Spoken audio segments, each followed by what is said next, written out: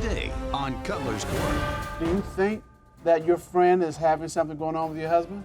He's telling her basically he'll take her on a date if she ever needs to talk, about anything. And I'm over here like, you don't even take me on a date. What has she seen? What has she found? Basically, like, we'll send like heart emojis, or we'll be talking, and she'll feel like I got something going on with her, basically. Well, let's ask her. Will you stand up, please? We'll find out today if this marriage can be saved. This is Cutler's Court. Deriona Truell married her high school sweetheart, but it's been far from a fairy tale. She hopes he'll come through as her knight in shining armor, but he's acting more like a wolf in sheep's clothing. Elijah Truell says he is devoted to Deriona and their son, but feels his wife's family influences have not made things easy. He hopes the judges can offer advice on growing through the struggles of marriage together. Your Honor, this is case 1118, Truell versus Truell. Thank you, sir. Ms. Truell, you are bringing your husband, your high school sweetheart, to our court because you all are having problems. Tell me what is going on. Just tell me, what are the issues you all are dealing with? Well, yes, that is my high school sweetheart. When I first met Elijah, he was everything that I can ever imagine. But after we got married, everything just took a turn. He has communication problems. He fails to communicate with me. It's a lack of intimacy in our marriage. And he's always just trying to control things. Like when I want to go out with my friends, he's always having certain things. He's always saying certain things to me about going to have a drink with my friends when I'm always a full-time mother. We have a 3-year-old son. I don't go out. I don't do anything. I dedicate my time around my husband and my son. So sometimes when my friends do call me to come and hang out, I do like to, still hang out with my friends sometimes, but he always make a big deal out of it. So all work and no play makes a dull girl, doesn't it? Yes. Okay, Mr. Truell. Yeah, what's going on? I mean, you all are young. You should be in the prime of your life. Why can't she hang out with her friends? And why is there a lack of intimacy and all that stuff? When it comes to going out with friends, I need to know that they're okay. Like, as a female, going out with her friends, it's a lot of different things that, can happen, that go on. So they don't be having somebody to just be there to protect them. So is it just enough to know where she's going, or do you have to know where, with who, what time you left, what time you're coming back, how you're getting there? Do you have to know all that stuff, or is it just, hey, I'm going out with my friends, I'll be back by midnight? I kind of need to know everything. A little more detail like I need to know who you with. I need to know everything. Okay, we got the picture on that. But you also said that there's a lack of communication. What did you mean by that? Okay, he has a date planned for us and stuff. Like, he'll say, I'm about to take you on a date. I planned this, I saw this, and I saw that. I'm like, all right, you're doing something. By the time we get in the car, where you want to go? I'm like, you said you had this plan. You know what I'm saying? He's giving you an agenda, and then he's not showing up. I try and I try and I try with him, and I, find something for us to do. Give me an example of you've made a plan, you've done all this. Okay, and then, so for instance, for her birthday, we planned to do something. Like what? So basically, she said she wanted to go see a movie. We got to the movie, so she got aggravated with our child, and that threw off everything, the whole plan, basically. So did y'all finish the movie? No, we left. Y'all left? Yeah. Yes, ma'am, we did. Because, okay, when it comes to dates and everything, like I said, my whole life is wrapped around Elijah and my son. Tell me what that looks like. When you say your whole life is wrapped around them, what is, you that said this twice. My day to day, I have him and him on the side of me. And sometimes I do feel like I need a break. As a mother, I have a 3-year-old toddler, on top of me working. I feel like we do have support. We have family that can look after our child. Elijah, on the other hand, he's the type of person, no, you can't keep my son, you can't do this, you can't do that. Does your mother live in the area? You don't trust the grandmothers to take care of the baby? Elijah does not like my family, so. Okay. Okay. Now we getting getting there. some gas. Okay. Yeah. And when you say he doesn't like your family, what does that look like? It's a hot mess. It's a hot mess. Does your family like Mr. Truell? No. Okay, do you like Mr. Truell's family? Yes, ma'am. I've been knowing them since I've been 17 years old. And they're kind and good to you? Yes, ma'am. Okay, so it cuts one way but not the other. Does your family try to interfere in your marriage? Yes. Tell me about that. Me and Elijah met in high school. Everything was good at first. You know, my mom said it was okay. I was a senior in high school. My mom said it was okay for him to stop by the house and everything. Everything was going good. After Elijah started buying me gifts and stuff like that, it's just everything changed. Like she didn't approve of it. For Valentine's Day, he brought me a Pandora bracelet with some charms, and he went to Victoria's Secret, brought me 2 outfits and a couple of pair of underwear. Oh, okay. Yeah. All right. What kind of outfits? They were jogging suits. Okay. The outfits. It was the underwear. It was definitely the underwear. And that did it for her. After that, she just couldn't stand him. A lot of stuff started happening. She was saying stuff about his family, and it was just going around. Yeah, it made a mess. And I was hurt too by a lot of things that my mom did too, as well. So I was pregnant with my son. She wasn't there for the birth of my son. She missed out on a lot. Yeah. And it had everything to do with, you know, the two of us making that decision, because at that time we were already married, and I did not want to go against how my husband felt. So was your mother at the wedding? Yes, She did not attend the wedding. Okay, it's some deep, dark waters here. I see what's going on. All right, so you understand that even though you have some problems with your wife's family, it's still her family.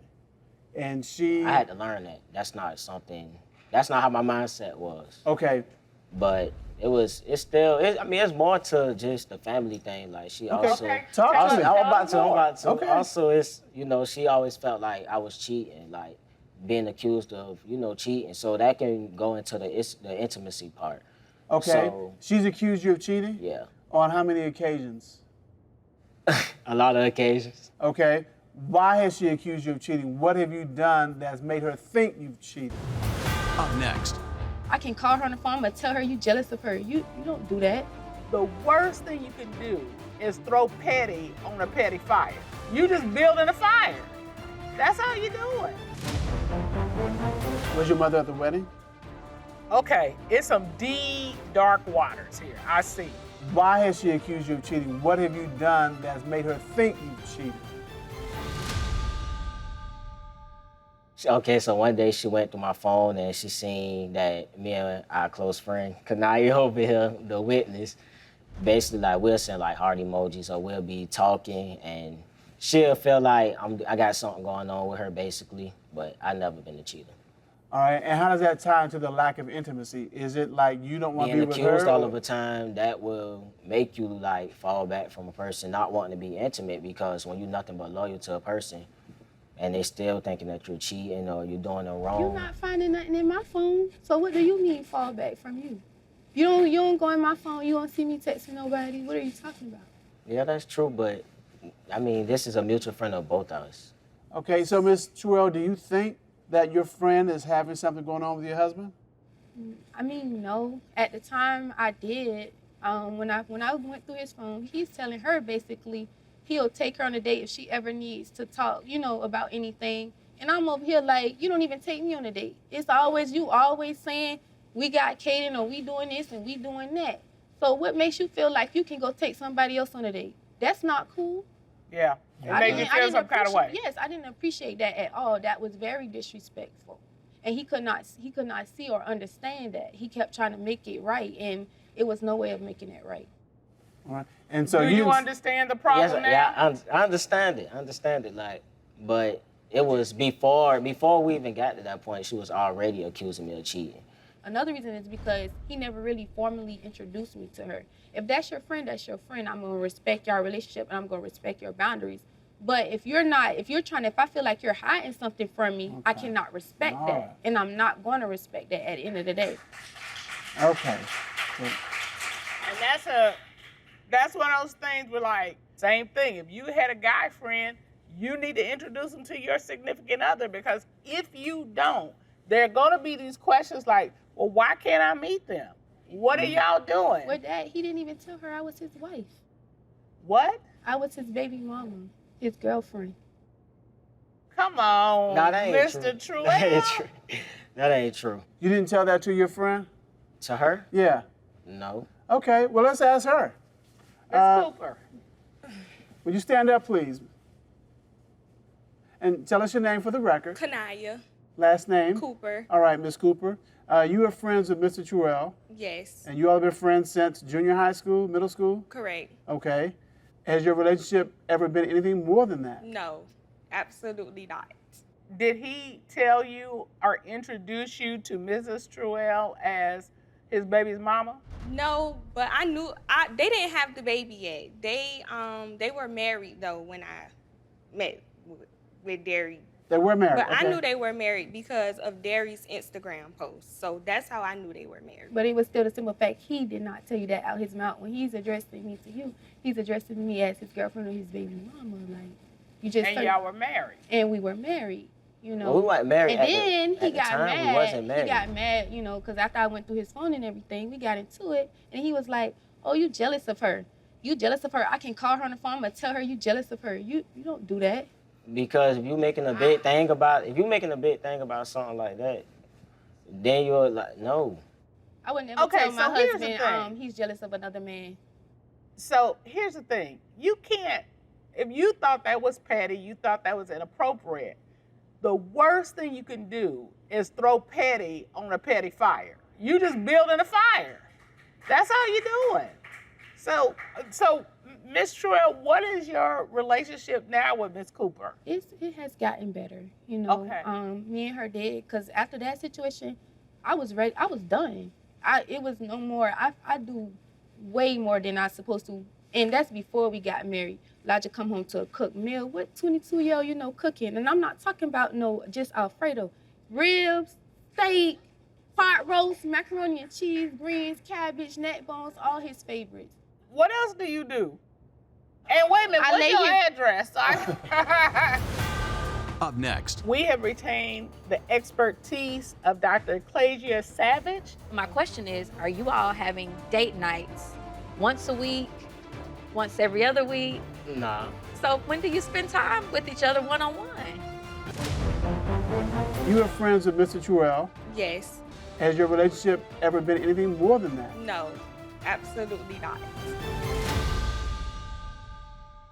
We knew from the court file that you all were having these issues about what is your relationship like? And we have retained the expertise of Dr. Ecclesia Savage. She is a relationship expert. She's gonna have some words of advice for both of you to rebuild your relationship. Tasha, would you show our expert in, please?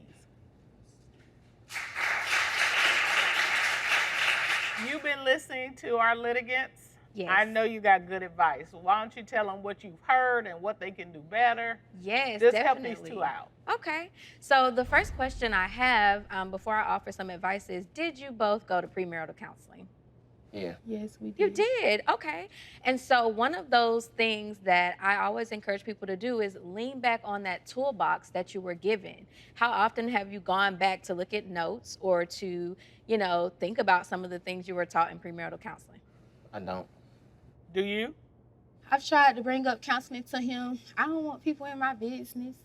So counseling is a safe place for you to be able to not only discuss issues that you may be having, but to also have a place where you can communicate and there's an unbiased party there. So it's no one who's gonna take your side and no one who's gonna take your side, but really to help you gain insight with yourselves and with each other, which is very, very important, especially in a marriage.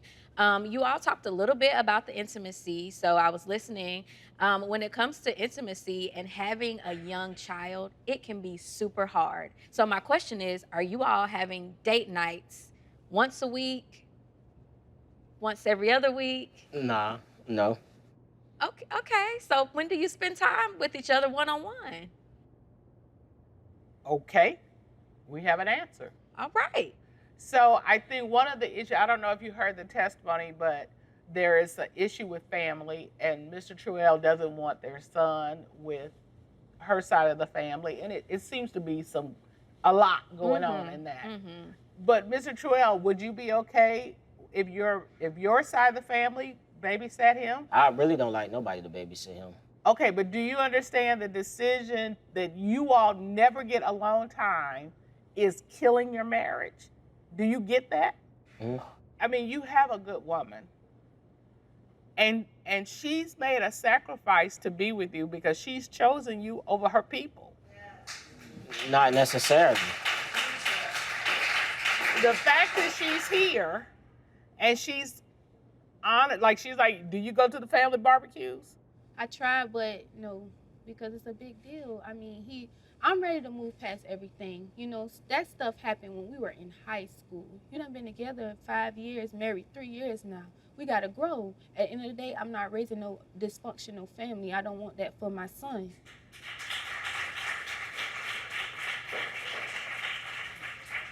You want to talk a little bit more about the intimacy, and then we'll talk to them. Yeah, it sounds like they need not only marriage counseling, but they also need some family counseling as well. As far as the intimacy, like you said, you have to put time in, you have to put intention into the time that you spend with each other. And then, of course, continue to maintain boundaries as well. Thank you very much, Dr. Savage. We appreciate your information and your insight. Thank you.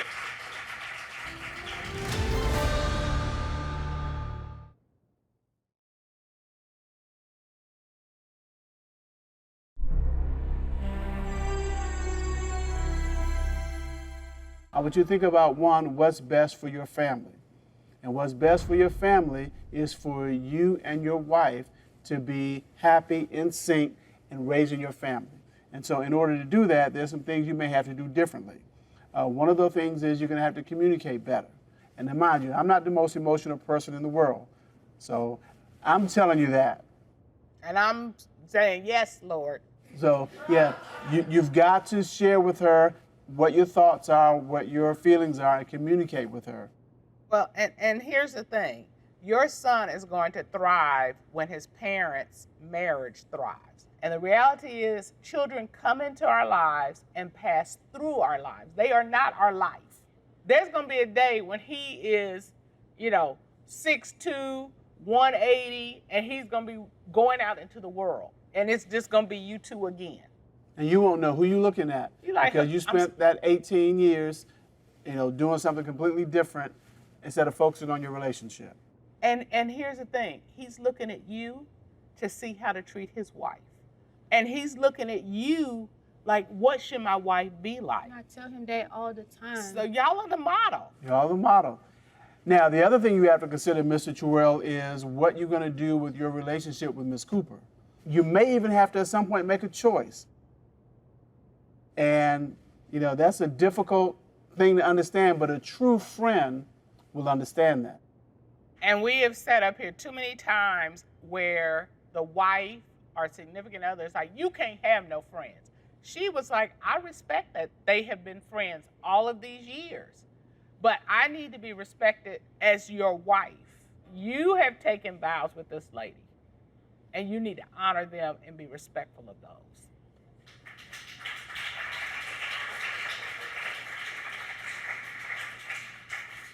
So we're going to order you all to go to counseling, family counseling and marital counseling, so that you all can get a grip on your relationship and it can thrive, your family can thrive, and you all can have the most beautiful relationship that you all deserve. And court is adjourned.